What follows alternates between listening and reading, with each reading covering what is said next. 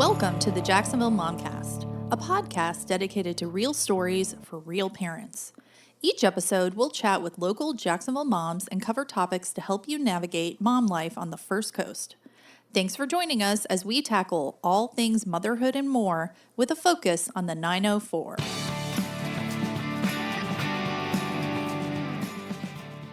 Welcome to episode 7 of Jacksonville Momcast. Today, our guest is Terri Mashour. Terri is a Jacksonville mom, a hiking enthusiast, and the author of the book Backcountry Trails of Florida, a guide to hiking Florida's water management districts. In this episode, Terri chats with us about what led her to write a book, her favorite hiking spots in Jacksonville, and she even gives us a few day trip ideas to help us get the kids outside and engaged with nature. Thanks for listening. Today we have with us Terri Mashour, who is a Jacksonville mom and author of the book Backcountry Trails of Florida. And Terri, welcome. And why don't you start by telling us a little bit about yourself and your family? Yeah, thank you so much for having me. I'm honored to be on the podcast. It's super exciting. So I'm actually a third generation Jacksonville native. And we actually have a ton of nature around Jacksonville. We have the largest urban park system in the United States. We actually have the largest area of a city in the United States because we're so big with the city and the county. But actually never really went into the nature in Jacksonville. What we had in our backyard were very large gardens. So I grew up in Arlington, and the unique thing about Arlington is that we have huge yards. And so we had 2 huge gardens that had, we planted cucumbers and squash and potatoes and green beans, and we helped my dad harvest. And, he would dig a pitchfork into the dirt and bring up all the dirt. And then we would, put our hands in and dig around for the potatoes. And it was so exciting to find those. And we watched him build his own sprinkler system and work with the pumps and work with all of the systems that required gardening, and just getting out in nature in my own backyard helped me learn about nature.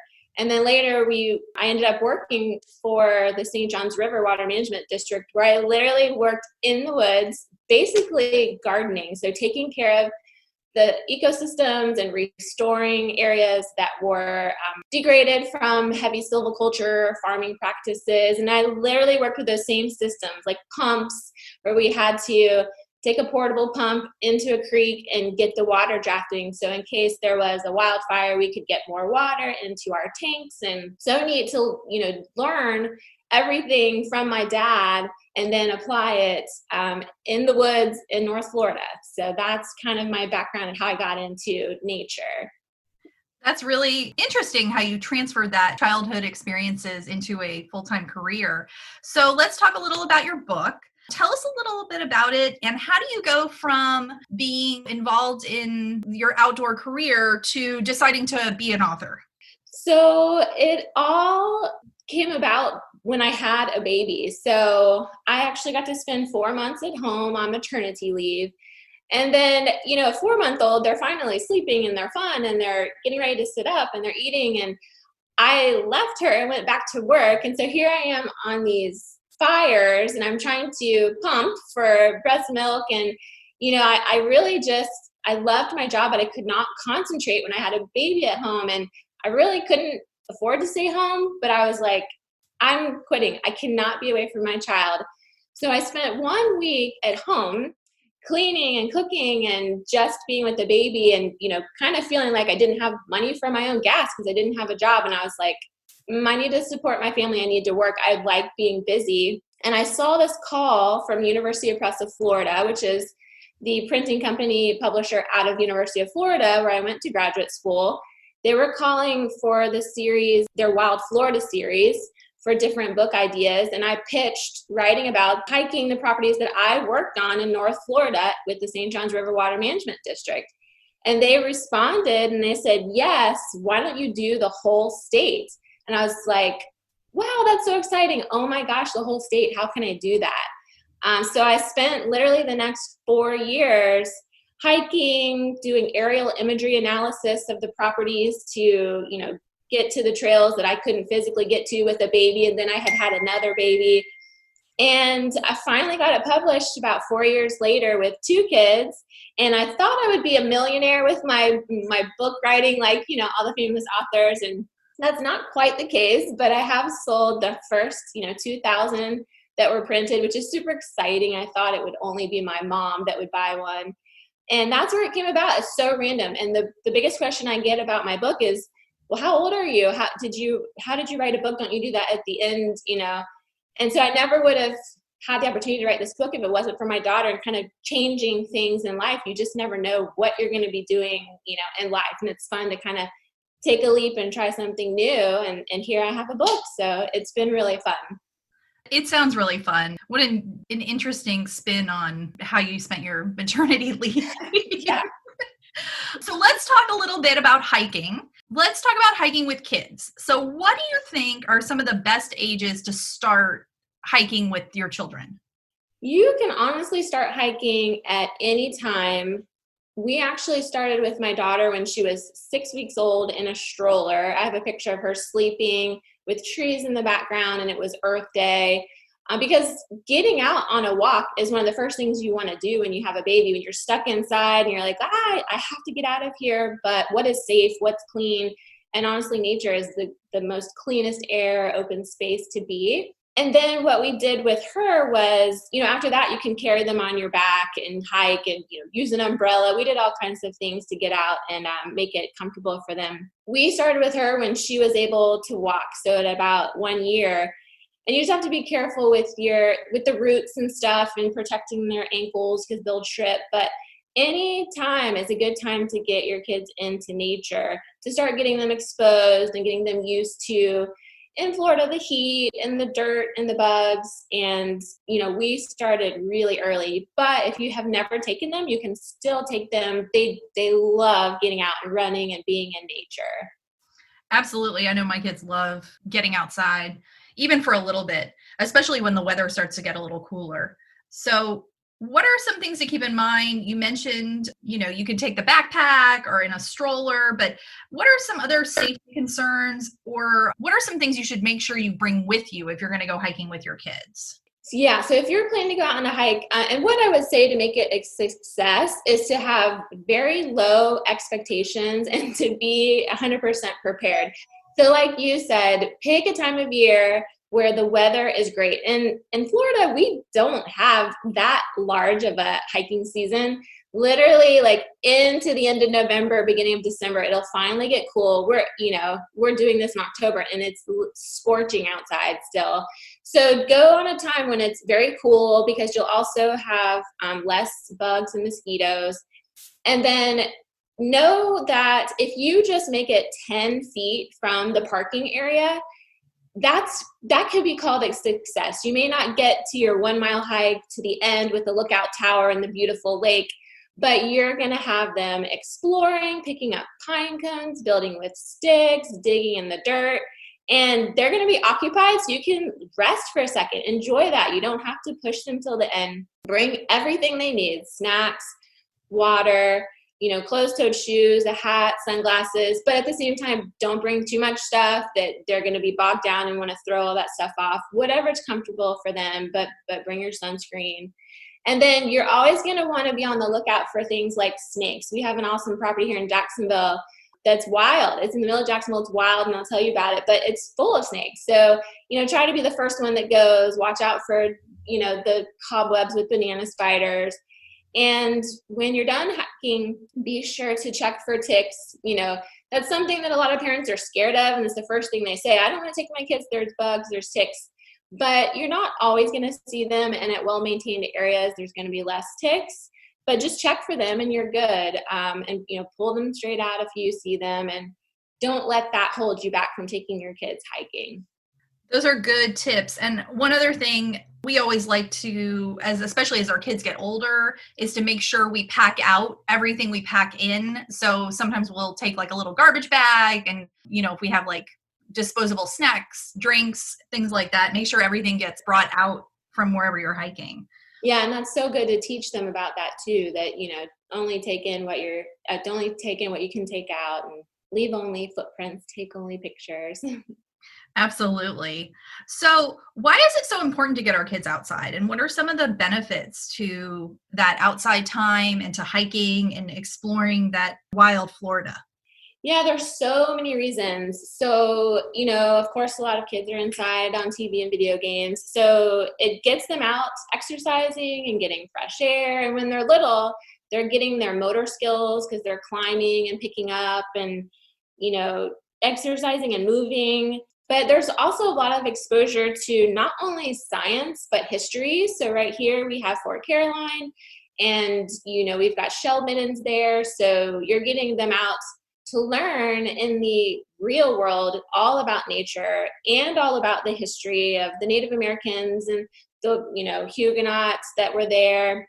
And then when they go into school, they have that background and it's not just in a book. They've literally experienced history and nature. I also love it because it's not expensive. A lot of the hikes in Jacksonville are completely free. So Timucuan is a national park. That one happens to have free entry. All the water management district properties in my book are free entry because you've already paid your taxes to the districts and you don't have to pay again. All of the city of Jacksonville parks are free. And I love it because it's something you can do for a lifetime. So like you and I are taking our kids hiking, they can hike for the rest of their lives all over the world and do that with their families. And one of the most important things is when you get kids out in nature and they experience it and they start loving it, then they're going to want to conserve it and protect it. So then when they grow up, they're going to vote. And voting is so important, and they can vote for candidates that support and understand and want to fund programs for climate change, for conservation, for wetland protection. And that helps that generation protect for future generations. Because if we don't have anybody that goes out in nature and loves nature, why would you protect it for the future? So it's so important for conserving nature. Yeah, absolutely. And that's a good point about influencing them as future voters. So let's talk about Jacksonville. You mentioned a couple spots where you like to hike. What are some of your favorite spots, particularly for those of us that are looking to take our kids out to do a little hiking? So I would start to really get out into wilderness. I would start at Julington Durban Preserve. If you're familiar with Duck Donuts, which most of us are, which is in Bartram Park, Julington Durban is just south of Duck Donuts, and it is a sandhill ecosystem, which is an area that is a little bit higher in elevation, and it was probably literally sands pushed up by the ocean when the sea level was higher. And so the sandhill ecosystems have the diversity of a rainforest. There's so many species at the ground level, and then there's longleaf pine. And the land managers have planted that, but historically, longleaf pine was all the way from North Carolina, south to Florida, and west to Texas, but it was logged and then replaced by fast-growing slash pine. But it's there, and you can see wildflowers any time of the year. There is a 1 mile hike where you can go straight out to Durban Creek, and there your kids can catch minnows at the creek. You can possibly see manatees swimming by. You could go fishing if you wanted to. And there's a bench where you can stop and rest. And when you get towards the creek, it's a different ecosystem called a floodplain swamp. So there's shade. So that's a really neat one.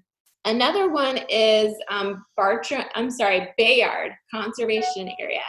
And that's in Green Cove Springs on the St. Johns River. That has some short hikes and some longer hikes, but there's a really nice lookout tower at Bayard.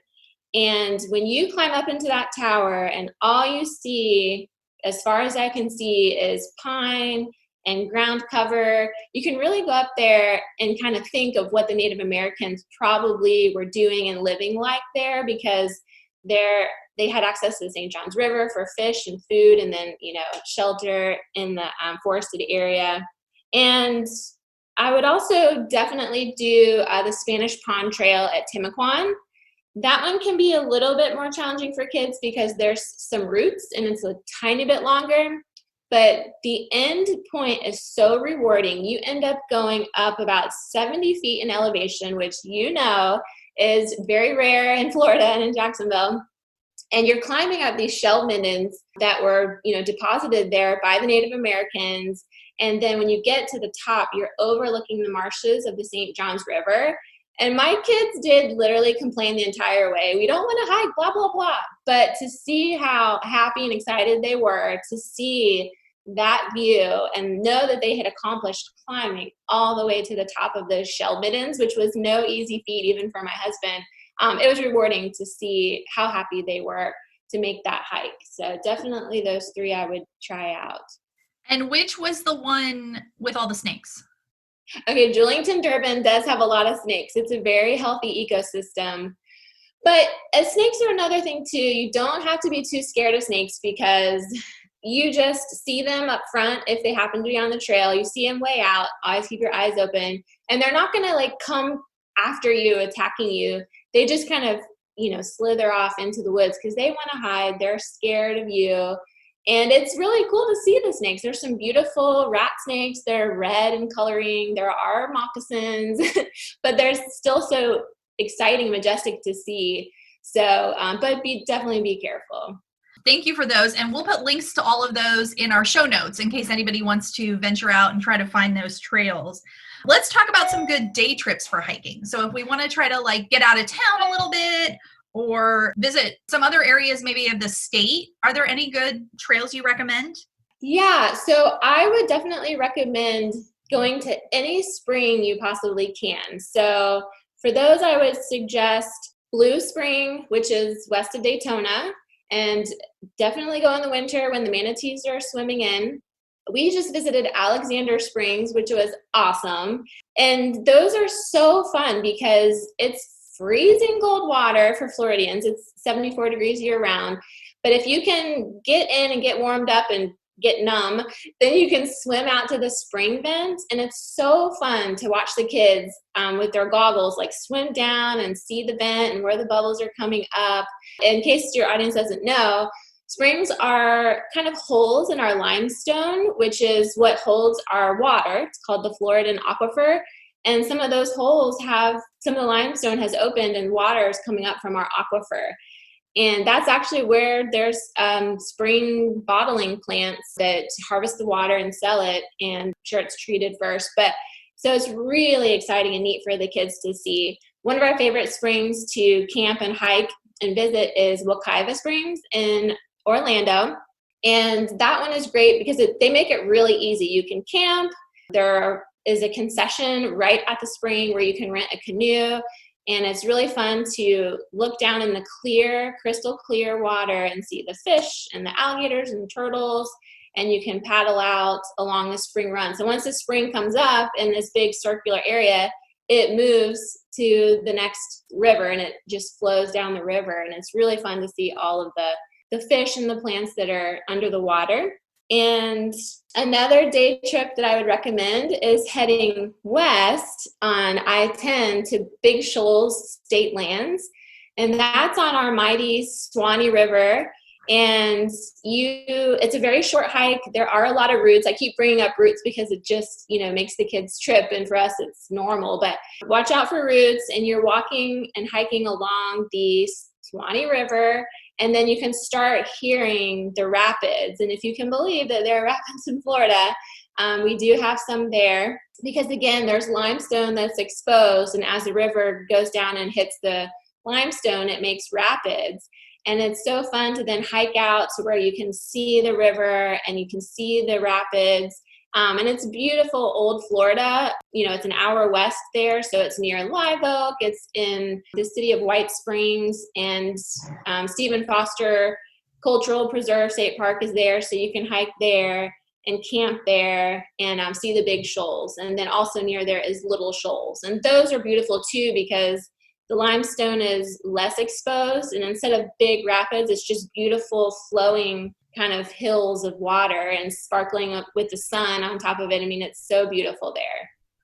Those are some great suggestions, and we'll put links to all of those also in the show notes in case anybody's looking for a fun, naturey day trip. Before we close out, tell everybody where we can find your book, and we'll put a link to that in the show notes. Yeah, so if you're looking to purchase the book, go to my Instagram page, which is Terri Traveling Mom. And I have a link there so you can purchase directly from the publisher. And one hint for buying the book, typically during Black Friday all the way up to Christmas, they have a 20% off discount. And the shipping, I believe, is $1. So plan on that for holiday gifts. It's a really popular gift because it's written by a local author and there's local hikes here in Jacksonville. So watch out for that discount, and you can link to it from my Instagram page. Awesome. And so any other closing thoughts or anything else you want to leave us with before we sign off for today? Yeah, again, thanks for having me. And I would say again, it's never too late to get kids out into nature and hiking. And be sure, to expose your daughters to science and nature with hiking. And it's strange to say that. I feel like in 2020, I don't have to say that, but it's something where I do see more and more colleagues that are female in my profession. And I do see them working, I didn't, but they worked straight through having kids. And it's just getting them exposed to science and always taking science classes in school. And what someone gave me for advice one day was take the most challenging classes you can in school. And that helped me always open the doors for more and more opportunities. And what I see is when I do my book talks or I'm at REI and they can meet me in person, these little girls are bringing me these stories that they have written. And they're like, I saw you writing a book. I want to write a book too. Look what I've written, and can you sign my book? And it's so inspiring. Like, I just think I'm a person that, wrote a hiking guide and, no big deal, but it really is influential to other people and little girls. And it's really neat to see so many little girls coming up and having more opportunities in science and technology fields. And so definitely just get everyone out into nature. And if you have any questions, you can always message me on Instagram. Thank you so much. Yeah, you're welcome. Thanks for having me. So fun. That's it for today. Thanks for listening to this episode of the Jacksonville Momcast. For more information about what you've just heard, check out our show notes and find us on Instagram at Jacksonville Momcast.